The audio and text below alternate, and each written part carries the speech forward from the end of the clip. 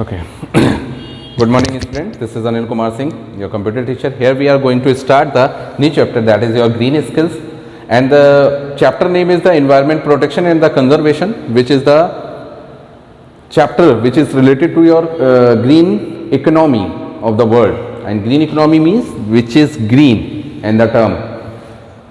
Fairly, we are talking about the forest, we are talking about the water, we are talking about the lands. These are your green economy.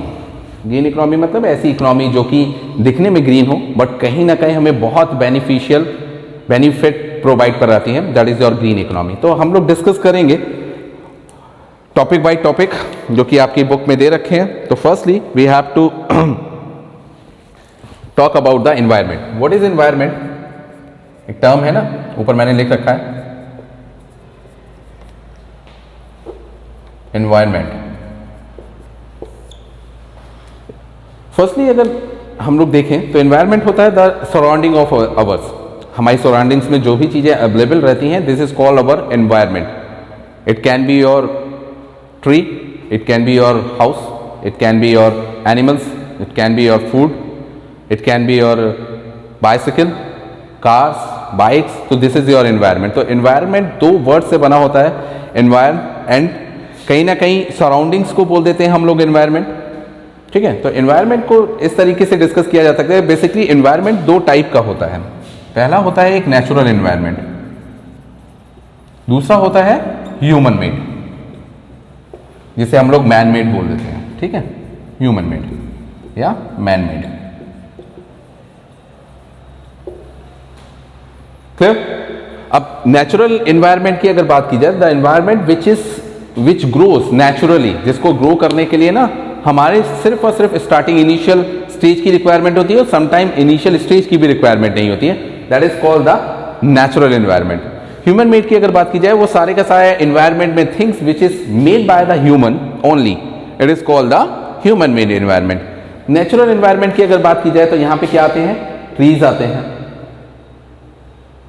यहां पे आपके grains आते हैं, यहां पे आपकी reverse आती हैं, यहां पे आपके माउंटेन्स आते हैं, यहां पे आपके ग्रासलैंड्स आते हैं. ओके, यहां पे आपके सीज आते हैं. So many things are which is related to your natural environment. Human made की अगर बात की जाए तो आपके हाउस आता है, आपकी कार्स आती हैं, आपकी बाइक्स आती हैं, आपके फोन्स आते हैं. ठीक है, और क्या क्या आता है? कुछ भी बोल सकते हैं, ट्रैक्टर है. ठीक. तो सो मैनी थिंग्स, टॉयज हैं. ये सारी की सारी किसने बनाई हैं चीजें? ये ह्यूमन ने बनाई. That's why this is called the man made environment और this is your natural environment. इन दोनों में से आई थिंक किसी को कोई प्रॉब्लम नहीं होगी. ठीक है. तो ये सब कहीं ना कहीं एनवायरनमेंट के कुछ पार्ट हैं जो कि कहीं यूज किए जाते हैं ह्यूमन के लिए, ह्यूमन के द्वारा ही. ठीक है, ह्यूमन यूज करता है इन सारी चीजों को. ट्रीज का इस्तेमाल भी ह्यूमन करता है, हाउस का भी यूज करता है, ग्रेन्स का भी करता है, कार्स का भी करता है, रिवर्स का भी करता है, बाइक्स का करता है. यानी ये कहीं ना कहीं आपका एक पूरा का पूरा एनवायरनमेंट है which is use by the human. Clear? I think natural environment और ह्यूमन मेड एनवायरनमेंट या मैन मेड एनवायरनमेंट में डिफरेंस समझ में आ गया होगा. So here we are going to discuss the next point. What it is? Next point is ecosystem. Ecosystem. What is ecosystem? Yes. What is ecosystem? देखो, eco का मतलब होता है, नॉर्मली आप सभी ने देखा होगा, हमारे चारों तरफ जितना भी ये सराउंडिंग है ये एक सिस्टमैटिक वे में चल रही होती है. कैसे? You are living in a house, आसपास बहुत सारी क्या होंगी? सड़कें होंगी. हो सकता है आसपास लैंड हो, आपके हाउस के अलावा आसपास और हाउसेस होंगे. हो सकता है कोई रिवर भी जा रही हो, कुछ ट्रीज भी लगे हों, कहीं कुछ ग्रासलैंड्स होंगे, इस लैंड में कोई ना कोई ग्रीन उगी हुई होगी. तो दिस इज योर इकोसिस्टम. तो ecosystem is a system where living and non living things are present together. ठीक है, this is called the ecosystem. एक जो इकोसिस्टम होता है उसमें लिविंग थिंग्स या नॉन लिविंग थिंग दोनों ही एक जगह इकट्ठा होकर रह रही होती हैं और कहीं ना कहीं एक दूसरे पे डिपेंडेंट होती हैं, ठीक है, एक दूसरे का यूज कर रही होती हैं। That's why it is called the ecosystem. Clear? Ecosystem में किसी को कुछ प्रॉब्लम है? जैसे इकोसिस्टम का मतलब जैसे आप अपने घर में रहते हैं, आपके घर में बहुत सारी चीजें हैं, तो वो आपका इकोसिस्टम है। एक मछली है, एक फिश है, वो एक पॉन्ड में रहती है या वो एक सी में रहती है, उसके आसपास जितनी सारी चीजें हैं वो उसका इकोसिस्टम है। इट मींस हर किसी का इकोसिस्टम चेंज होता है, सेम नहीं हो सकता। उसमें लिविंग थिंग्स भी इकोसिस्टम में हो सकती हैं, नॉन लिविंग थिंग्स भी। जैसे आपके इकोसिस्टम में living things are the parents, siblings, your grandparents, your uncle aunts, your neighbors, these are the living things. Your animals, your pets. Non-living things, your house, your bike, your cars, your things which are not living in your house, toys, mobile phones, these are the non-living things. So these are the combinations of living and non-living things which is called the ecosystem, and these things are related to each other. एक दूसरे पे dependent भी होती हैं। Clear? सो ecosystems के बाद हम लोग बात करें basic needs of the living things. What are the basic needs? Basic needs of the living thing. अब लिविंग थिंग की अगर बात की जाए तो इट मीन्स यू, हाँ, इट मीन्स यू। वैसे तो लिविंग थिंग्स को लिव करने के लिए, जिंदा रहने के लिए बेसिकली 3 या 4 चीजें जरूरत होती हैं। फर्स्ट वन इज सनलाइट, इसकी जरूरत है। दूसरा क्या है? एयर, वाटर, ये जो हमारी प्राइमरी रिक्वायरमेंट है। फूड और समटाइम हाउस। जैसे एक बहुत फेमस मूवी है रोटी कपड़ा और मकान, तो ये फूड, चलो एयर की बात छोड़ दें, सनलाइट, वाटर, हाउस, ठीक है। तो these are the mainly things. Sunlight आप जानते हैं किससे मिलती है? सन से मिलती है। क्यों रिक्वायर्ड है?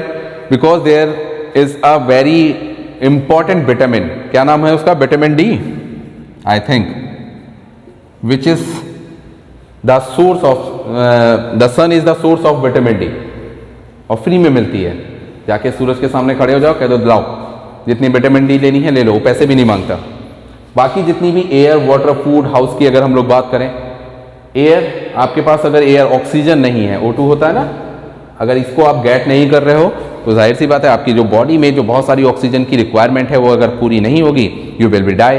वाटर, कहीं ना कहीं आपकी बॉडी में सप्लाई अगर वाटर ना हो तो आपका ब्लड सर्कुलेशन नहीं हो पाएगा, ब्लड बन नहीं पाएगा। सो मेनी थिंग्स, दैट्स व्हाई ये भी हमें रिक्वायर्ड है। फूड कई फॉर्मेट में होता है। आप फूड को कार्बोहाइड्रेट्स में भी लेते हो, ठीक है, विटामिन्स के फॉर्मेट में भी लेते हो, प्रोटीन के भी फॉर्मेट में लेते हो, एंड फैट्स के फॉर्मेट में भी लेते हो। जिस भी फॉर्मेट में ले रहे हो आप, जो भी खाना खा रहे हो, और इन सब का ही कॉम्बिनेशन एक हेल्दी बॉडी की जो रिक्वायरमेंट है उसको पूरा करता है। आप खाली कार्बोहाइड्रेट्स लोगे तब भी आपकी कंप्लीट फूड नहीं माना जाता है, खाली विटामिन्स लोगे तो भी कंप्लीट फूड नहीं है, प्रोटीन्स लोगे तो भी कंप्लीट फूड नहीं है, और फैट्स लोगे तो भी कंप्लीट, ये सबके कॉम्बिनेशन की रिक्वायरमेंट होती है। ओके, तो ये भी हमारी रिक्वायरमेंट है। हाउस, भाई हाउस एक मैं बेसिक नीड तो नहीं कह सकता, बट हाँ इट इज रिक्वायर्ड। आपके पास घर नहीं है, और घर का मतलब सिर्फ ये 4 दीवारी ही नहीं होती है, घर कैसा भी हो सकता है। आप एक टेंट में रह रहे हो, वो भी एक हाउस है, ठीक है। आप जैसे आप लोगों ने बाहर बहुत सारे लोगों को देखा होगा जो सड़क पे रह रहते हैं, वो लोग क्या करते हैं, अपना छोटा सा एक बना लेते हैं किसी ना किसी चीज़ से, with the help of wood, with the help of some papers, with the help of some waste material, तो वो भी उनका हाउस है। तो this is the need, but कहीं ना कहीं लाइफ के लिए, आपकी लाइफ के सर्वाइवल के लिए इन चीज़ों की रिक्वायरमेंट होती है। ओके, आई थिंक क्लियर होगा इतनी सी बात। आगे बात करते हैं।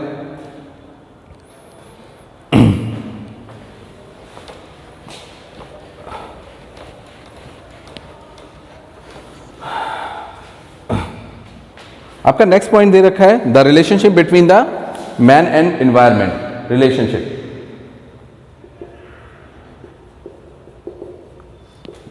Man versus environment. What is the relationship between man and environment? दूसरे एक दूसरे पे, पहली बात तो डिपेंडेंसी की अगर बात की जाए तो man only dependent on the environment, environment man पे डिपेंडेंट नहीं है। फर्स्ट ऑफ ऑल आप लोगों ने देखा होगा कि जो सो मेनी माउंटेन्स, और माउंटेन्स के ऊपर बहुत सारे ट्रीज ग्रो होते हैं, ओके, और उन्हें ग्रो करने के लिए किसी भी मैन की रिक्वायरमेंट नहीं है। दे कैन ग्रो इटसेल्फ, अपने आप को ग्रो कर सकते हैं। वो कैसे ग्रो करते हैं वो उनका मैकेनिज्म है, बट मैन टोटली डिपेंडेंट है एनवायरमेंट पे।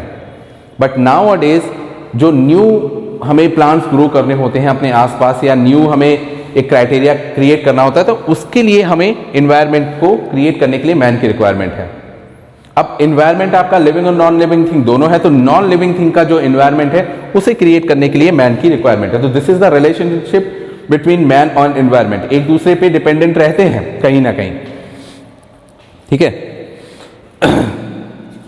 अब कहीं ना कहीं अगर आप इस रिलेशनशिप को ऐड करके देखोगे कि मैन ने हमारे एनवायरनमेंट को बना कैसा दिया है, या कहूं कि हमारी वजह से जो एनवायरनमेंट है वो कितना इफेक्ट हो रहा है। रिलेशनशिप की बात हुई है तो हम पॉजिटिव और नेगेटिव फैक्टर दोनों ही बात करेंगे। तो फर्स्टली हम बात करते हैं पॉजिटिव की। क्या पॉजिटिव फैक्टर है? आई थिंक जो मैन है उन्होंने जो ट्रीज का एरिया है, या ट्रीज का जो, उन्हें सिर्फ फॉरेस्ट से निकालकर कहां तक पहुंचा दिया है? अपने घरों तक, हाउसेस तक। ये थोड़ा सा बेनिफिशियल फैक्टर है। इसके अलावा और क्या फैक्टर्स हो सकते हैं? ग्रीन्स उगाना शुरू कर दिया है। रिवर्स जो पहले सिर्फ एक ही डायरेक्शन में मूव करती थी, उनको कई डायरेक्शन में मूव कराने के लिए ही मैन रिस्पॉन्सिबल है। ट्रांसपोर्ट, पहले एक नॉर्मल ट्रांसपोर्ट था, कहीं ना कहीं एक नॉर्मल सड़क थी। नाउअडेज कई सड़कें एक ही सड़क से जुड़ी होती हैं, उसको भी क्रिएट करने के लिए मैन ही रिक्वायर्ड है। या कहा जाए कि जो हमारा काफ़ी जो वाटर है जो डिस्ट्रॉय होता था, उसको भी अब मैन क्या कर रहा है? कहीं ना कहीं कंजर्व करता है या उसे बचाने की कोशिश करता है। उसके लिए नई नई टेक्निक्स हैं। या वाटर जो सी में होता है जिसको हम पी नहीं सकते, उसको भी कहीं ना कहीं ड्रिंकेबल फॉर्म में कन्वर्ट कर सकता है। धीरे धीरे वो भी कन्वर्ट हो जाएगा। तो ये भी कहीं ना कहीं एक मैन का ही एनवायरनमेंट से रिलेटेड पॉजिटिव थिंग है। अब नेगेटिव की बात करते हैं। नेगेटिव की भरमार है। भरमार क्यों है? फर्स्ट पॉल्यूशन, ठीक है, जो कि मैन और एनवायरनमेंट का सबसे नेगेटिव फैक्टर है। Air pollution, water pollution, land pollution, ठीक है, ये तो चले आपके मेजर फैक्टर हैं ही हैं। एयर पॉल्यूशन कैसे हो रहा है? Nowadays cars, bikes, factories and so many things. और मेनली अगर आप देखेंगे तो लगभग हर चीज से आपके एयर पॉल्यूशन रिलेटेड, जहां पे कोई भी इंजन जुड़ा हुआ है, ठीक है, उसकी वजह से क्या होता है? एयर पॉल्यूशन होता है। फिर चाहे वो बाइक्स हो, कार्स हो, प्लेन्स हो, शिप्स हो, आपके घर में लगा छोटा सा जेन सेट हो, आपके घर में कोई चूल्हा हो, दैट्स ऑल द थिंग्स जो कि कहीं ना कहीं एयर पॉल्यूशन को कॉज करता है। वाटर पॉल्यूशन की बात करें, जो फैक्ट्रीज हैं उसकी वजह से जो एनिमल्स हैं जो मर जाते हैं उनको वहाँ उसमें छोड़ देना, या जो वेस्ट मटेरियल है उसको इसी में थ्रो कर देना, तो ये कहीं ना कहीं वाटर पॉल्यूशन के रीजंस हो सकते हैं। लैंड की अगर बात की जाए, प्लास्टिक सबसे बड़ा रीजन प्लास्टिक है। Chemicals which are using for the cultivations, chemicals. So these are the reasons which give man to the environment: air pollution, water pollution and land pollution. और भी बहुत सारे पॉल्यूशंस हैं, रेडियो एक्टिव पॉल्यूशंस हो सकते हैं, बहुत सारे पॉल्यूशन हैं जो मैन ने ही एनवायरनमेंट को दे रखे हैं। ये इसको डिस्ट्रॉय कर रहा है, ये हमेशा इसको देता है। दिस इज द रिलेशनशिप कि जो एनवायरनमेंट है, it is just like a parents. Parents क्या करते हैं? हमेशा अपने जो बच्चे होते हैं, अपने जो चिल्ड्रन होते हैं उनको देते हैं। तो दिस इज अवर पेरेंट्स। और ये नालायक चिल्ड्रन हैं जो हमेशा इनकी दी हुई चीज़ों को डिस्ट्रॉय कर देते हैं। ओके, तो दिस इज रिलेशनशिप जो कि कॉजेज नुकसान पहुंचा रहे हैं। ठीक है, these are the activities, negative activities. ये तो सिर्फ पॉल्यूशन की बात होती है। और क्या किया है?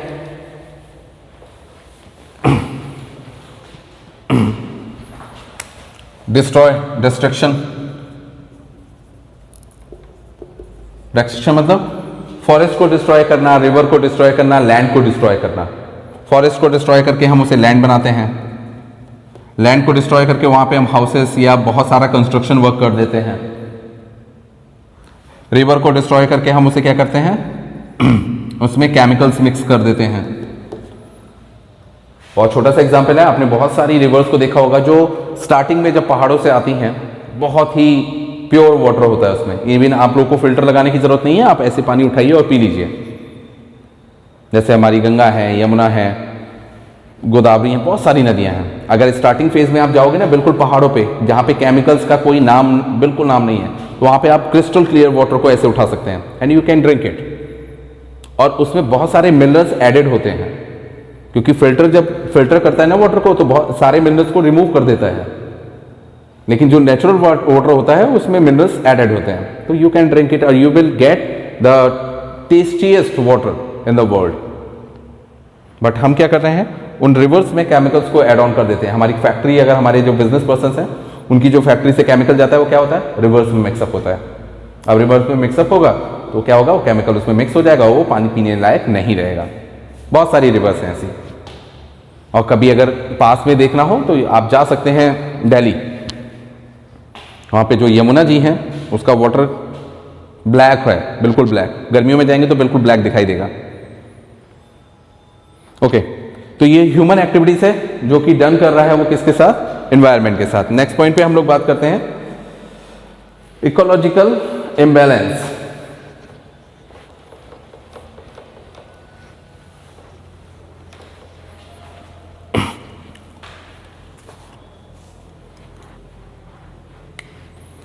क्या है? Ecological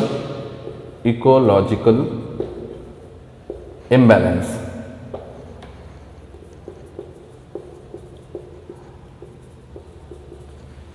what is ecological imbalance? Ecology अभी हम लोगों ने बात करी थी इकोसिस्टम। इकोसिस्टम मीन्स हमारे आसपास जो चीजें हैं जिसमें हम लिव कर रहे हैं, जिसमें हम रहते हैं, वो हमारा इकोसिस्टम का रहता है। अब इम्बैलेंस का मतलब क्या है? कि धीरे धीरे क्या हो, ये सब चीजें डिस्ट्रॉय होती जा रही हैं, फिनिश होती जा रही हैं।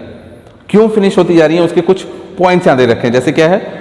First point is overuse या over exploited of natural things. ठीक है, this is the first reason जो इम्बैलेंस के लिए रिस्पॉन्सिबल है।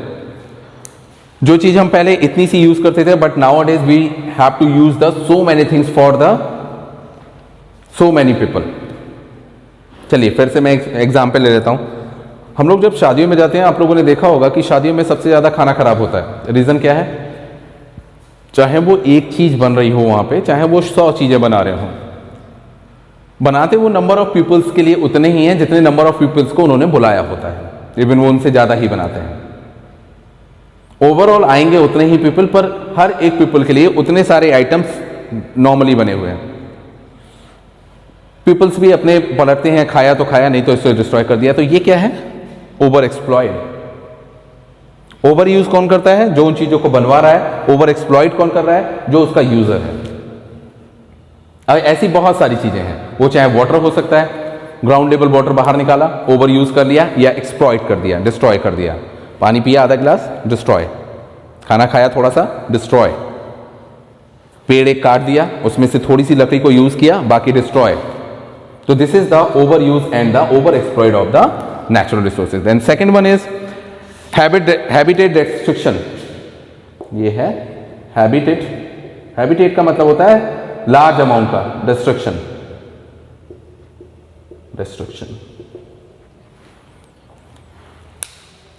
There is a little example of the making national highways. National highways को बनाने के लिए बहुत सारा हैबिटेट डिस्ट्रक्शन करना पड़ता है। That is the compulsion.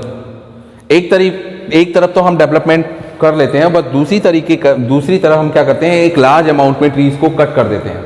अब लार्ज अमाउंट में ट्रीज को कट करने के बाद उसका जो CO2 लेवल था या जो CO2 को वो कंज्यूम करता था, अब उसे कंज्यूम करने के लिए उतने ट्रीज वहां पे नहीं है।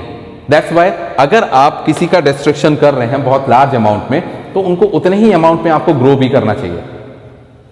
और अगर आप ग्रो नहीं कर रहे हैं तो ये डिस्ट्रक्शन जाके फ्यूचर में आपको बहुत ज्यादा कॉस्टली पड़ेगा, बहुत ज्यादा ये आपके कॉस्ट इसको पे करना पड़ेगा इसके लिए, आपकी हेल्थ से, पैसे से नहीं, हेल्थ से। तो हैबिटेट डिस्ट्रक्शन भी कहीं ना कहीं इकोलॉजिकल इम्बैलेंस के लिए रेस्पॉन्सिबल है। बहुत सारे ट्रीज कट हो रहे हैं, इसलिए क्या हो रहा है, CO2 हमारा बढ़ रहा है। इसीलिए आप लोगों ने एक वर्ड सुना होगा, ग्लोबल वार्मिंग। ग्लोबल वार्मिंग, इसका सबसे बड़ा रीजन यही है, जहां पे हम क्या करते हैं, बहुत लार्ज अमाउंट में ट्रीज को कट दे देते हैं, बहुत लार्ज अमाउंट में हम पूरे के फॉरेस्ट को डिस्ट्रॉय कर देते हैं। That's why we have to face this kind of problem. Next one is the environment pollutions, यानी यहां पे बात कर ली जाए सिर्फ पॉल्यूशन की। ये भी रेस्पॉन्सिबल है इकोलॉजिकल इम्बैलेंस के लिए। एयर की प्योर क्वालिटी नहीं है, हम लोग बहुत प्योर एयर को कंज्यूम नहीं कर रहे हैं, उसका रीजन है पॉल्यूशन। हम प्योर वाटर को ड्रिंक नहीं कर रहे हैं, इसका रीजन है पॉल्यूशन। हम लोग बहुत हेल्दी फूड नहीं खा रहे हैं, इसका भी रीजन क्या है, पॉल्यूशन। वो चाहे वाटर पॉल्यूशन हो, एयर पॉल्यूशन हो या लैंड पॉल्यूशन हो। Nowadays you can see so many vegetables which is looking very fresh, but after one day it's not look like that. Even the same day, if you are going to cook that vegetable, the taste of that vegetable is not so good, and if you are regularly consume that kind of vegetable, you will face so many diseases in your body. तो ये कहीं ना कहीं इसका responsible है। हमारे घरों में वाटर प्योरीफायर लग चुके हैं, उसका भी रीजन क्या है, पॉल्यूशन है। पहले क्या होता था, नॉर्मली आप लोग हेडपंप से पानी पी लेते थे, बट नाउ डेज प्योरीफायर पानी पीते हैं जिसमें कोई टेस्ट नहीं होता है। ओके, तो ये भी कहीं ना कहीं रिस्पॉन्सिबल है इकोलॉजिकल इम्बैलेंस के लिए। नेक्स्ट है ग्रीन हाउस गैसेस, जैसा कि मैंने भी बताया ग्लोबल वार्मिंग, ये ग्रीन हाउस गैसेस ही होती हैं, ग्रीन हाउस गैसेस। अब ग्रीन हाउस गैसेस की अगर बात की जाए तो CFC बोलते हैं, chlorofluorocarbon, CO2, methane, nitrous oxide. ठीक है, जैसे अगर मैं लिख दूं मीथेन, CFCs जो सबसे ज्यादा रिस्पॉन्सिबल है, CO2, नाइट्रोजन। ठीक है, तो ये सब रेस्पॉन्सिबल हैं आपके लिए, आपके एनवायरनमेंट को कहीं ना कहीं प्रॉब्लम में डालने के लिए, और यही आपके रेस्पॉन्सिबल होती हैं ग्लोबल वार्मिंग के लिए, यही आपके इम्बैलेंस के लिए रेस्पॉन्सिबल है।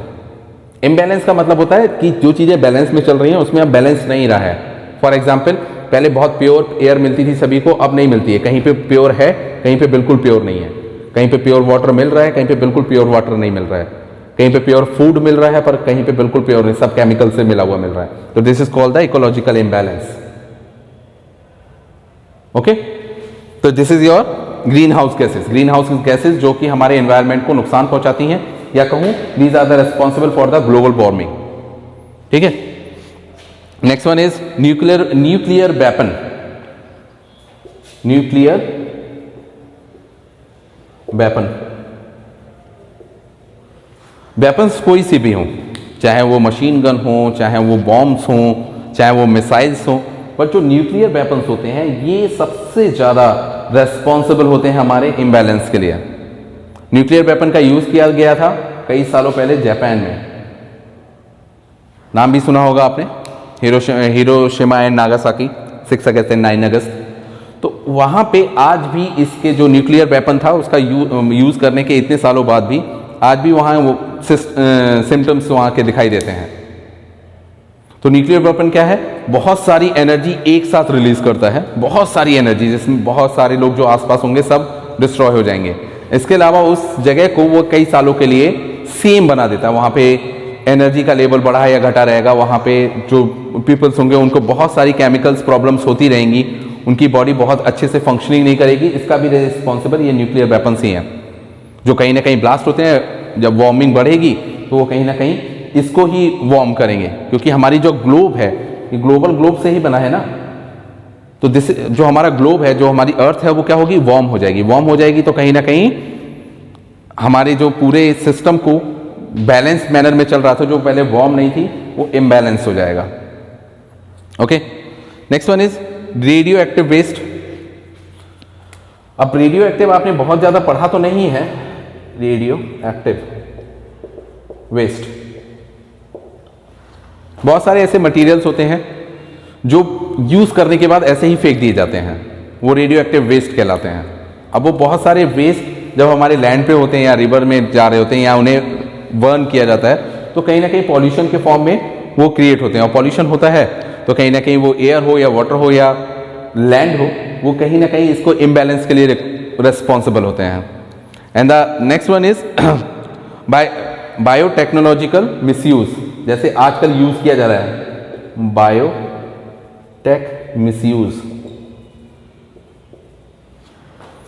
जो कोरोना है या कोविड जैसे हम लोग बोलते हैं, this is your biochemical.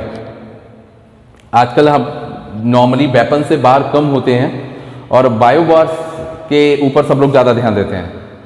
Reason, क्योंकि इसके लिए कहीं आपको जाना नहीं पड़ता। एक पर्सन जो है वो बहुत सारे लोगों को स्प्रेड कर सकता है, बहुत सारे लोगों की डेथ का कॉज बन सकता है। तो ये भी कहीं ना कहीं इम्बैलेंस के लिए प्रॉपर रिस्पॉन्सिबल है, क्योंकि आने वाले टाइम में अगर लोगों ने इसी तरीके से जो डिसीजेस हैं उनको इंक्रीज कर दिया, बढ़ा दिया, या बहुत सारी डिसीजेस अगर ऐसी आ गई मार्केट में, तो बहुत सारे नंबर ऑफ पीपल्स की क्या हो जाएगी, डेथ हो जाएगी। तो ये भी कहीं ना कहीं आपके इकोसिस्टम का बैलेंस वे नहीं है। बहुत सारे लोग अगर एक साथ मर रहे हैं ना, तो वो भी कहीं ना कहीं सिस्टम बैलेंस नहीं है, वो भी इम्बैलेंस्ड है। लिविंग एंड डेथ का रेशियो हमेशा बैलेंस्ड होना चाहिए। अगर डेथ का रेशियो भी बढ़ जाता है, लिविंग का रेशियो कम हो जाता है, तो भी वो बैलेंस नहीं है। लिविंग का रेशियो बढ़ जाए, डेथ का रेशियो कम हो जाए, तो भी वो बैलेंस नहीं है। दोनों बैलेंस्ड होने चाहिए, तब जाके हमारा जो ग्लोब है वो इक्वली बैलेंस्ड रहता है। हमारा जो आपने सुना होगा अर्थक्वेक्स आते हैं या साइक्लोन्स आते हैं, क्यों आ जाते हैं? क्यों? क्योंकि हमारी जो नेचर है वो अपने आप को बैलेंस करना जानती है। जब हम बहुत ज़्यादा डिस्ट्रक्शन कर देते हैं, बहुत ज़्यादा हैबिटेट डिस्ट्रक्शन कर देते हैं, तो इकोसिस्टम क्या करता है, अपने आप को बैलेंस करना शुरू कर देता है। तब जाके बहुत सारे साइक्लोन्स आते हैं, बहुत सारे लोग उसमें चले जाते हैं, बहुत सारा अर्थक्वेक आता है, लोग उसमें चले जाते हैं, बहुत सारी बिल्डिंग्स उसमें गिर जाती हैं। तो क्या होता है, ग्लोब का जो वेट, जो उसके ऊपर बहुत सारा जो वेट रखा हुआ है, वो थोड़ा सा कम हो जाता है। ओके, तो इसलिए इन सब चीज़ों, ये सब चीज़ें इकोलॉजिकल इम्बैलेंस के लिए रिस्पॉन्सिबल है। आई होप सभी को अंडरस्टैंड हुआ होगा। नेक्स्ट पॉइंट है conservation.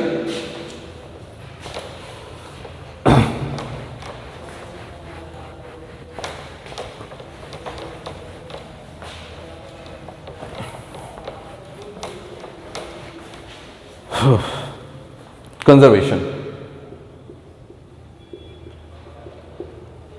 Of natural resources.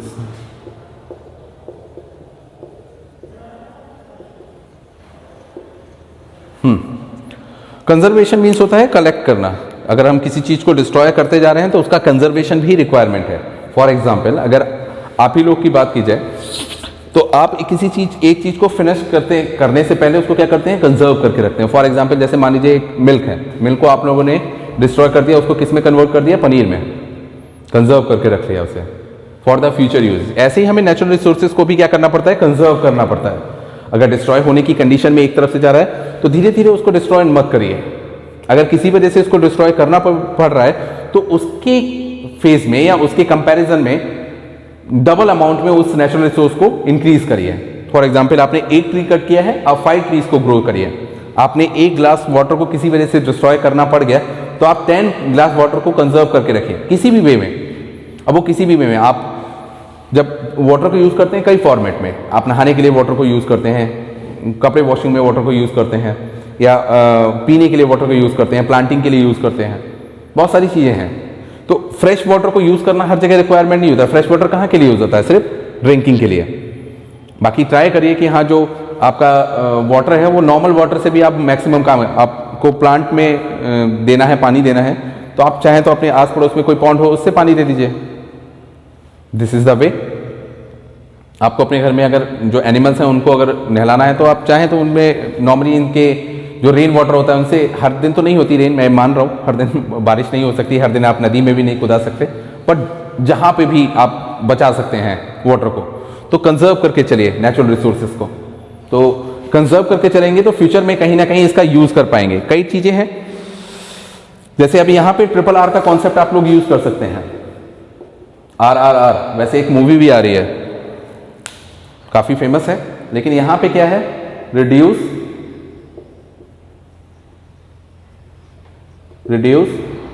Reuse and recycle.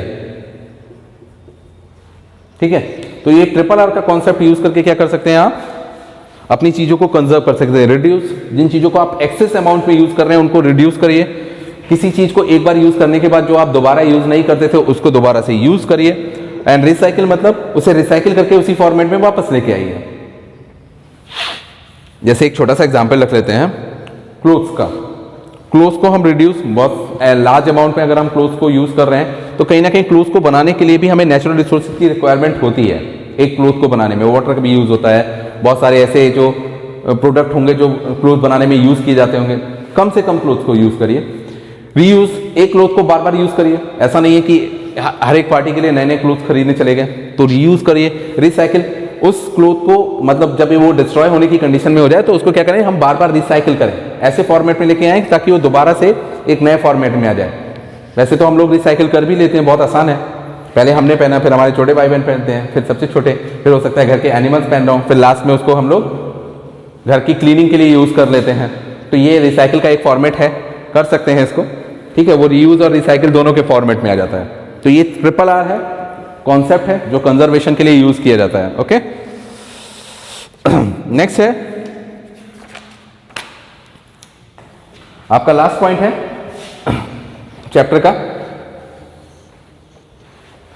Protection and conservation. Same ऊपर ही लिखा है, environment protection and conservation.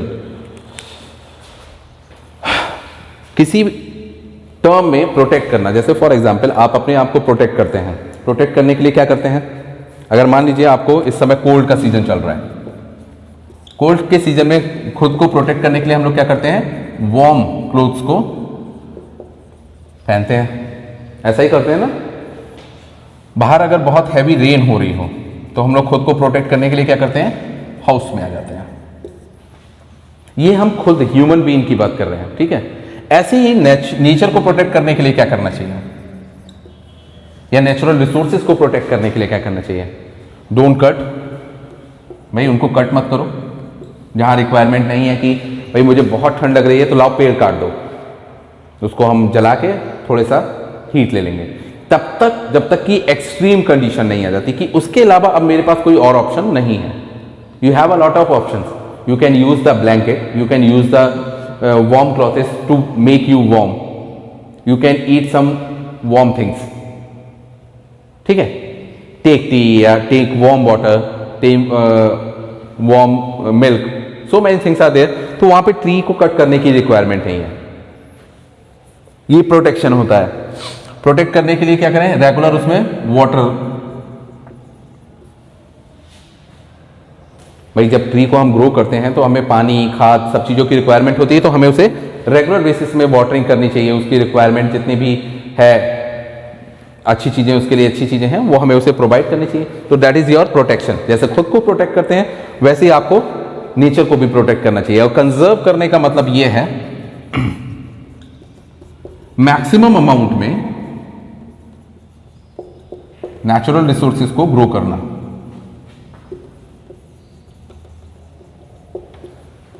Grow maximum amount में। आप भाई अभी हैं, एक ट्री आपके घर के आसपास है, 5-10 ट्रीज लगा लीजिए। If there is any worse case कि हाँ जो एनिमल्स हैं 10 ट्रीज में से 1-2 ट्री को डिस्ट्रॉय कर भी दें तो क्या होगा, 7 to 8 ट्रीज क्या होंगे, वो आपके ग्रो हो जाएंगे। और जैसे जैसे वो ग्रो होंगे आपको ही बेनिफिट देंगे। आपके घर के आसपास का टेम्परेचर गर्मियों में 1 डिग्री तक 2 डिग्री तक क्या रहेगा, कम रहेगा। तो this is the benefit to conserve your nature. आपके आसपास जो वाटर लेवल है वो हमेशा क्या रहेगा, हाई रहेगा। रीजन, जो रेन वाटर है वो कहीं ना कहीं आपके इंक्रीज से हो के ही वाटर लेवल में अंदर जाता है। तो क्या होगा, आपके ग्राउंड लेवल का या ड्रिंकिंग वाटर का वाटर लेवल ऊपर हो जाएगा। तो ये भी बेनिफिट्स हैं। In case after some time, जब वो पेड़ कई साल का हो जाएगा, आप भी बड़े हो जाओगे, in case there is a requirement, extreme requirement of the wood, तो you can cut that tree for your personal use. तो this is also the benefit. तो they are so many benefit to conserve your natural resources. Water की अगर बात की जाए तो आप रेन वाटर को अगर हार्वेस्ट करके रखते हैं, तो वो रेन वाटर हार्वेस्ट करने के बाद अगर आप कहीं ना कहीं अपने ग्राउंड लेवल में उस पानी को भेज देते हैं टेक्निक से, तो आपका क्या होगा, ग्राउंड लेवल वाटर अप हो जाएगा। आप हैंडपंप से पानी ले सकते हैं, otherwise you have to use the submersible. So many alternative options you have to use. आपका अगर वो ग्राउंड लेवल ऊपर रहेगा तो कहीं ना कहीं आपके आसपास जो भी आप क्रॉप्स को ग्रो करोगे, जो भी वेजिटेबल्स को उगाओगे, तो क्या होगा, आपका जो लैंड होगा वो भी काफी अच्छा रहेगा। आपके जो ग्रोइंग लैंड है वो बनेगा वो आसपास का, तो आपको एक्स्ट्रा केमिकल्स की रिक्वायरमेंट नहीं होगी। तो ये सब क्या होता है, these are the benefits to protect and conserve your natural things and natural resources. Okay, so these are the points which we have to discuss, we are discussed in the chapter. I hope you all understand the points which I discussed today with you. So if you have any kind of doubt, you can text me on my WhatsApp number, you can call me. Okay, so be safe at your places, don't go anywhere, because Omicron is spread so high speedily everywhere. So make yourself comfortable and safe. Okay, thank you so much for the class and keep watching. Thank you.